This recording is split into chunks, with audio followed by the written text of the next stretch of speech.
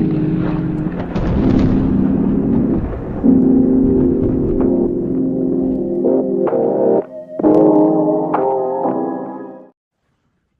guys, hey, today I want to talk to you about something.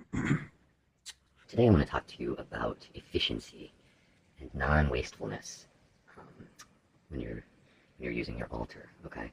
Now we've talked about micro-saging before, I know, which is an efficient way to sage. So basically, when you get a smudge stick, it looks something like this, okay? It's compacted all together, right? What do I do when I get a smudge stick? I immediately unravel it, take off all the string right here, and you might be thinking, oh no, that's such a waste, you're going to throw the string away. No, I use the string, I braid the string together to make wicks. So I'll save the string, then I'll braid it. I'm going to make wicks for candles, which I'll show you how to make here in a second. So you've got your smudge stick, too. You've unwrapped it. Okay. So then you can start pulling it apart, okay? Now I already have one pulled apart for you here, and I'll show you what it looks like. So when you take off the sages, you get something like this. It's all attached to these sticks, okay? So I take the leaves, I separate the leaves from the sticks. And why do I do this? Okay, so one reason is because they smell different. The sage leaf has a different odor than the sage stems. But these are some hardy stems, okay? Do they smell bad? No, they just smell different. So I like to have that for that reason. And in a pinch, you throw this in your pocket. You've just got a little stick. None of these leaves in your pockets just kind of falling apart. You've got a stick, and then maybe you need a smudge on the go. You've got a little tiny smudge. These don't burn for very long either, right? See, you're getting some smoke out of there.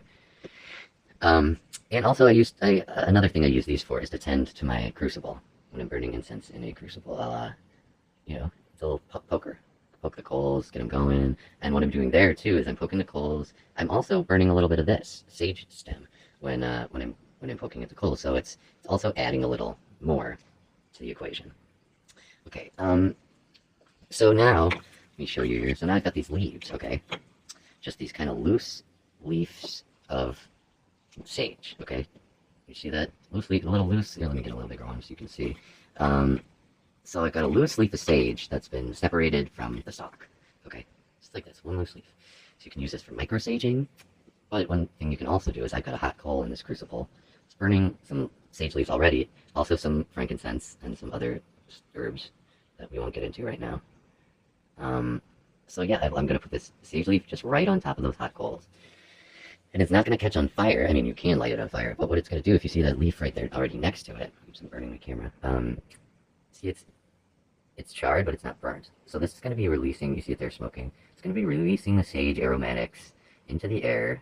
It's going to be smoke, but it's not going to be super heavy, because it's not, directly on fire. It's just kind of like, diffusing the oils into the air. We're doing that.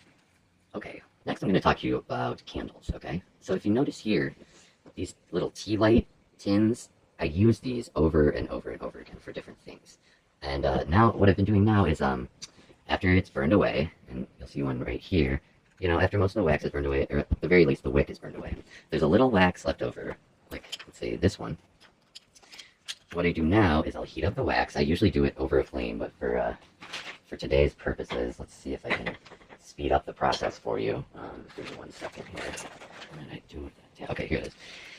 Alright, so it's got a little wax in the bottom. Okay, I'm just going to melt this wax, and feel free, here's some wax right here. Some wax stuck to the table. I'm going to pull up that wax too.